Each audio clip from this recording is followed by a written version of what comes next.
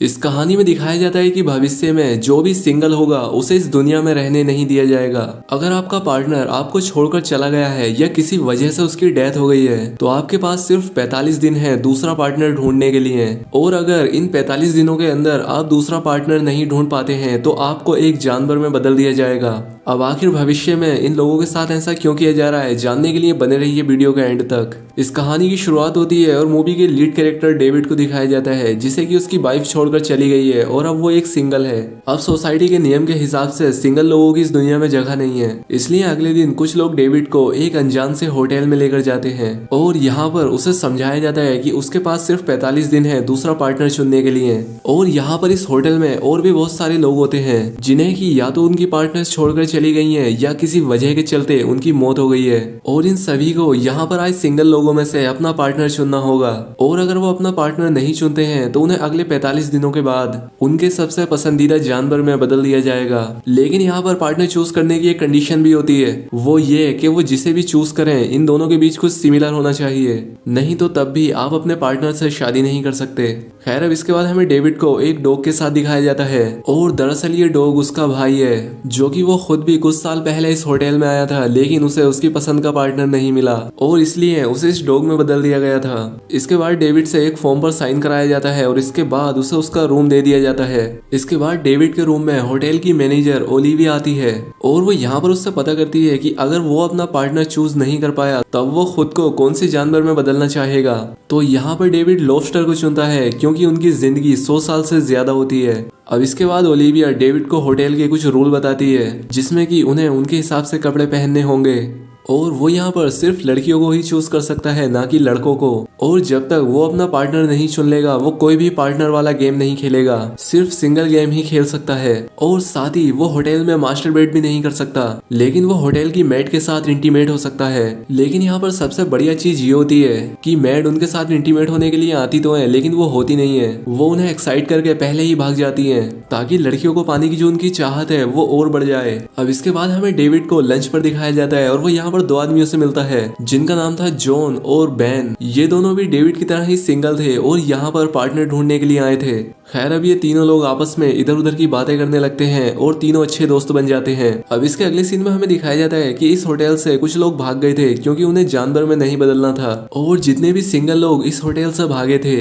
वो लोग पास ही के जंगल में एक ग्रुप बनाकर रहते थे जिसका नाम होता है लूनन ग्रुप। होटल की जो अथॉरिटी थी हर दिन हॉन्टिंग गेम ऑर्गेनाइज कराती थी जहाँ पर कि उस होटल में जितने भी सिंगल लोग होते हैं उन्हें भागे हुए सिंगल लोगों को मारना होता है। और इस हंटिंग का एक सबसे बड़ा फायदा ये होता है कि ये लोग जितने भी लोनन ग्रुप को मारेंगे उन्हें जानवर ना बनाने के उतने एक्स्ट्रा दिन मिल जाएंगे। अब एक दिन जब ये लोग हंटिंग पर जा रहे होते हैं तब हम डेविड के बराबर में एशले नाम के एक लड़के को देखते हैं और इस लड़की के पास अब काफी कम दिन बचे होते हैं, इसलिए वो डेविड को अपना पार्टनर बनने के लिए अप्रोच करती है। लेकिन डेविड ऐसा करने के लिए मना कर देता है। अब वो गुस्से में डेविड से कहती है कि अगर लास्ट दिन तक उसे अपना पार्टनर नहीं मिला तो वो सुसाइड कर लेगी क्योंकि वो एक जानवर में नहीं बदलना चाहती थी। अब एक दिन जॉन स्विमिंग पूल में जेसिका नाम की एक लड़की को अप्रोच करता है लेकिन इस लड़की की नाक से हमेशा खून आता था।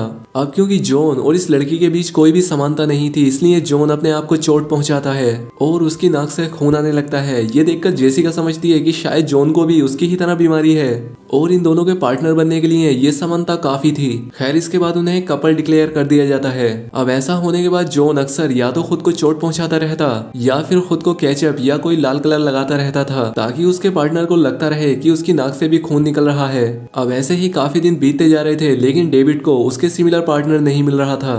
खैर अब उसकी मुलाकात एंजेलिका नाम की एक लड़की से होती है जिसका व्यवहार कुछ अच्छा नहीं था, उसमें कोई इमोशन ही नहीं था, जैसे कि उसके अंदर दिल ही ना हो, यानी कि चाहे कोई उसके सामने उसका अपना ही क्यों ना मर जाए वो कोई रिएक्ट नहीं करती थी। अब ये देखकर डेविड के दिमाग की बत्ती जल जाती है। वो सोचने लगता है कि इमोशनलेस होने का बहाना करना बहुत ही आसान है और इस तरह से उसे एक पार्टनर भी मिल सकती है। अब इसके बाद एक दिन हमें दिखाया जाता है कि एशले के 45 दिन पूरे हो जाते हैं और वो होटल से कूदकर जान दे देती है। अब डेविड एंजेलिका के पास आता है जो कि सामने बैठकर बैठकर कॉफी पी रही थी, लेकिन वो उसे देखकर कोई भी रिएक्ट नहीं करती।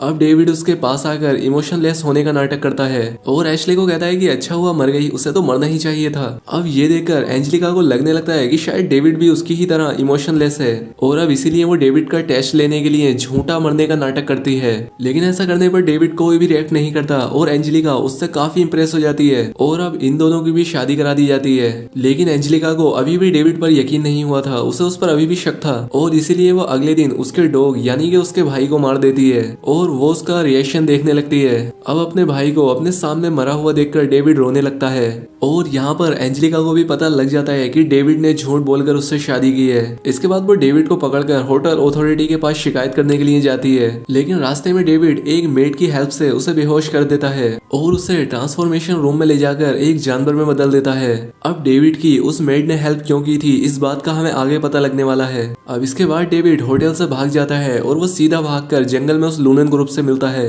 और उस ग्रुप की लीडर का नाम लिया था और डेविड इन्हें ज्वाइन कर लेता है। दरअसल लूनन ग्रुप के भी कुछ नियम होते हैं जिसमें था कि ग्रुप के मेंबर एक दूसरे के साथ कोई भी प्यार या फ्लर्ट नहीं कर सकते और अगर ये करते हुए कोई पकड़ा जाता है तो उसे सजा दी जाती है। लिया को प्यार से नफरत होती है, उसे लगता था कि ये बस एक दिखावा होता है क्योंकि दो लोगों में से किसी एक पर हमला हो जाए तो जो दूसरा आदमी होगा वो अपनी ही जान बचाता है, वो दूसरे की मदद नहीं करेगा या वो दूसरा भी उसकी मदद नहीं करेगा। लिया डेविड से कहती है कि अगर तुम्हें ग्रुप में रहना है तो तुम्हें ग्रुप के नियम फॉलो करने पड़ेंगे और इस पर डेविड राजी हो जाता है। अब यहाँ पर हमें एक और बात पता चलती है, होटल की मेड जिसने डेविड की हेल्प की थी वो भी इस ग्रुप से मिली हुई होती है क्योंकि उसके पति के साथ उसका रिलेशन खराब हो चुका था और इसलिए वो उसे छोड़ना चाहती थी, लेकिन इससे वो सिंगल हो जाएगी और उसे भी पार्टनर चुनने के लिए 45 दिन होटल में रहना होगा जो कि वो बिल्कुल भी नहीं चाहती थी। वो हर दिन होटल से आती और लिया को होटल के बारे में जानकारी देती थी और उन्हें काफी सामान भी दिया करती थी। अब इसके बाद हमें फिर से डेविड को दिखाया जाता है जिसकी मुलाकात उसी ग्रुप की एक लड़की रेचल से होती है और यहाँ पर डेविड को पता चलता है कि वो भी उसी की तरह है, यानी कि उसे भी दूर की चीजें दिखाई नहीं दिया करती थी, यानी कि शॉर्ट साइटेड है और ये चीज उन दोनों में कॉमन थी, इसलिए डेविड की उसके साथ बॉन्डिंग शुरू हो जाती है। हम देखते हैं कि इस ग्रुप के मेंबर हफ्ते में एक बार फॉर्मल कपड़े पहनने के बाद हस्बैंड वाइफ बनकर सिटी में जाते हैं और अपनी सभी जरूरी जरूरतों का सामान लेते हैं। लेकिन एक दिन अचानक एक पुलिस ऑफिसर को डेविड पर शक हो जाता है।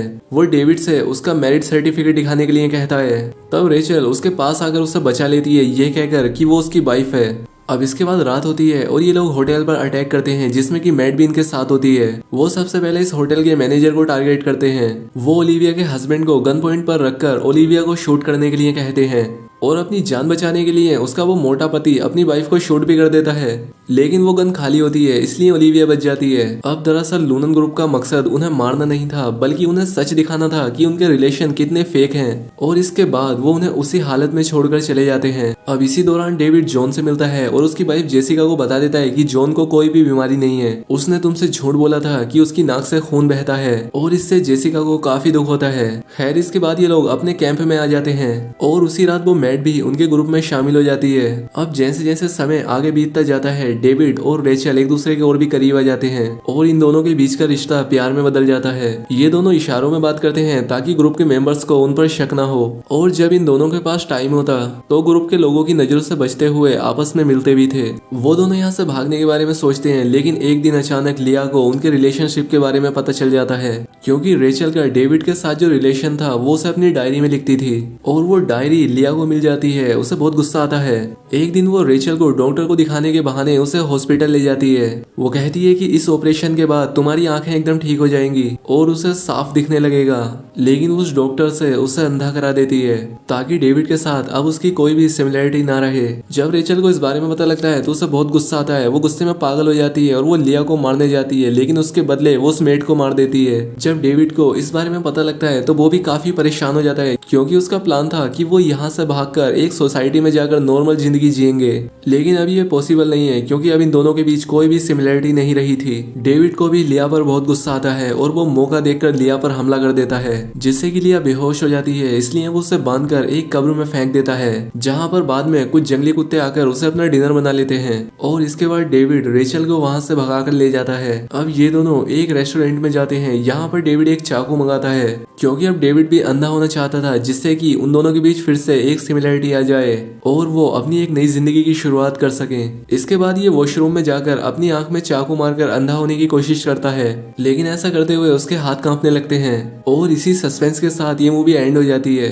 तो दोस्तों ये थी लॉबस्टर मूवी की पूरी कहानी। इस मूवी में हमें पता नहीं चल पाता कि डेविड खुद को अंधा करने में कामयाब हुआ भी या नहीं, लेकिन इसका आंसर भी हमें मूवी के पोस्ट क्रेडिट सीन में मिल जाता है, जहां पर हमें समुद्र की लहरों को दिखाया जाता है। तो थ्योरी के हिसाब से डेविड खुद को अंधा करने में नाकाम हुआ था और अब क्योंकि डेविड और रेचल के बीच में कोई भी सिमिलरिटी नहीं है, तो इसलिए उसे वापस होटल में ले जाया गया और उसे उसके पसंद के एनिमल लॉबस्टर में बदल दिया गया, क्योंकि डेविड को लॉबस्टर बनना था और उसे समुद्र काफी पसंद होता है और इसलिए उसे समुद्र में छोड़ दिया गया होगा। इसीलिए हमें मूवी के लास्ट में समुद्र का सीन दिखाया गया है। दोस्तों खैर ये तो बस एक थ्योरी है, लेकिन आप इस बारे में क्या सोचते हैं हमें कॉमेंट करके जरूर बताएं। तो दोस्तों वीडियो पसंद आई हो तो वीडियो को लाइक और चैनल को सब्सक्राइब जरूर करें। तो आज के लिए बस इतना ही, मिलते हैं हमारी नेक्स्ट वीडियो में।